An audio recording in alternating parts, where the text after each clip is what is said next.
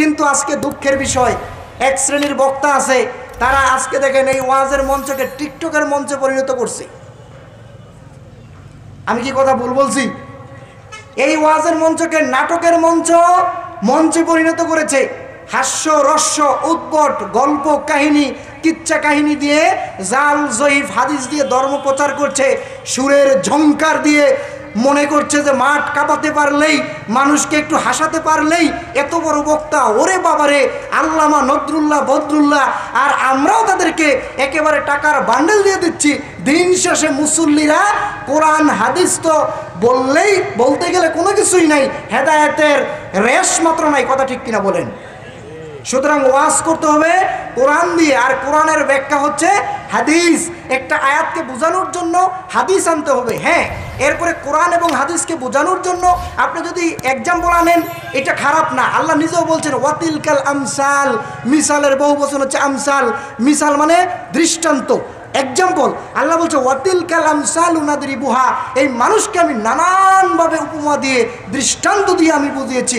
তার মানে দৃষ্টান্ত দেওয়া খারাপ না। যদি কোরআন এবং হাদিসকে বোঝানোর জন্য একটা এক্সাম্পল আলেম টানে, এটা দোষের কিছু না। বুঝাইতে পারছি কথা? তাহলে সবাই জবাব দেন, ওয়াজ শব্দের অর্থ কি? ওয়াজ করতে হবে কি দিয়ে? এবার যারা আয়োজক, যারা ওয়াজের আয়োজন করেন, তাদের উদ্দেশ্যটা কি হবে? হেদায়েতের উদ্দেশ্যে কোরআন এবং এই হাদিস এগুলি প্রচার করা। যারা এই যে আজকে যারা পাঁচজনাবাসী এই মাহফিলের আয়োজন করেছেন, এইটা একমাত্র উদ্দেশ্য থাকবে এইটা যে এখানে কানেকশন করবে, অথবা পাঁচজনা মোড়ের বাসীদেরকে দেখাই দিবে যে আমরা এখানে ওয়াজ মাহফিল করতে পেরেছি। এটা উদ্দেশ্য? কি উদ্দেশ্য? হেদায়েত। কি হেদায়েত উদ্দেশ্য?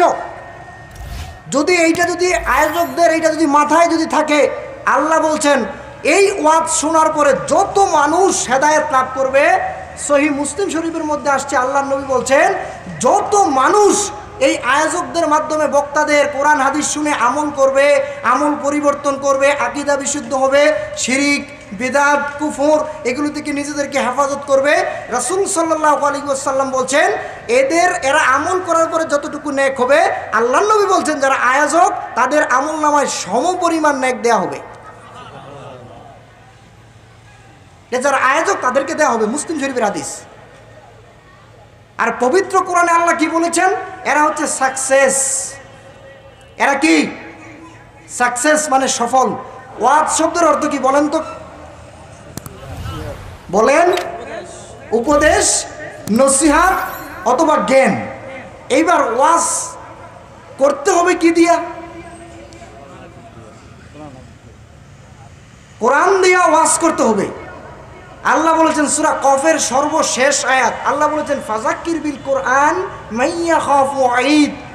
ফাযাক্কির বিল কোরআন, হে রাসূল আপনি কোরআন দিয়ে ফাযাক্কির বিল কোরআন, আপনি কোরআন দিয়ে তাদেরকে উপদেশ দিন যারা আমার মাইয়া খাফু ঈদ, যারা আমার শাস্তিকে ভয় করে। এখন আমরা যারা এখানে আসছি মুসলিম যারা, তারাই তো কবরের শাস্তি জাহান্নামের শাস্তিকে ভয় করে। কি বলেন? না কোনো হিন্দু খ্রিস্টান পরকালের শাস্তিকে ভয় করে? শাস্তিকে ভয় করে কারা? মুসলিমরা।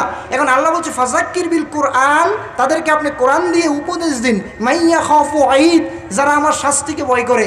তার মানে গোটা পৃথিবীবাসীকে, সমস্ত মুসলিমদেরকে, আল্লাহর নবীকে আল্লাহ বলছেন আপনি কোরআন দিয়ে ওয়াজ করতে হবে। আর এই কথাটা আবার সূরা কামারের 4টি আয়াতের 4টি জায়গায় একই বক্তব্য দিয়েছেন। সূরা কামারের 17 নম্বর আয়াতে, 22 নম্বর আয়াত, 32 নম্বর আয়াত, 40 নম্বর আয়াত, এই 4টি আয়াতে আল্লাহ একটা বক্তব্য দিয়েছেন কি? ওয়ালাকাদ ইয়াসসারনাল কুরআনা লিযিকরি ফাহাল মিন মুদ্দাকির। এই কোরআনকে আমি সহজ ভাষায় নাজিল করেছি তোমাদেরকে উপদেশ নেয়ার জন্যে। ফাহাল মিন মুদ্দাকির, আসো কি কেউ উপদেশ নিবে? এই কোরআনকে আমি সহজ ভাষায় নাজিল করেছি উপদেশ নেয়ার জন্যে। ফাহাল মিন মুদ্দাকির, আসো কি কেউ উপদেশ নিবে? তাহলে কোরআন দিয়ে ওয়াজ করতে হবে। আর আল্লাহ পাক বলছেন কোরআন কঠিন নয়, এটা হচ্ছে একেবারে সহজ পানির মতো। আর আল্লাহ বলছেন ফাহাল মিন মুদ্দাকির, আসো কি কেউ উপদেশ নিবে? আল্লাহ প্রশ্ন ছুড়ে দিলেন যে কোরআন সহজ।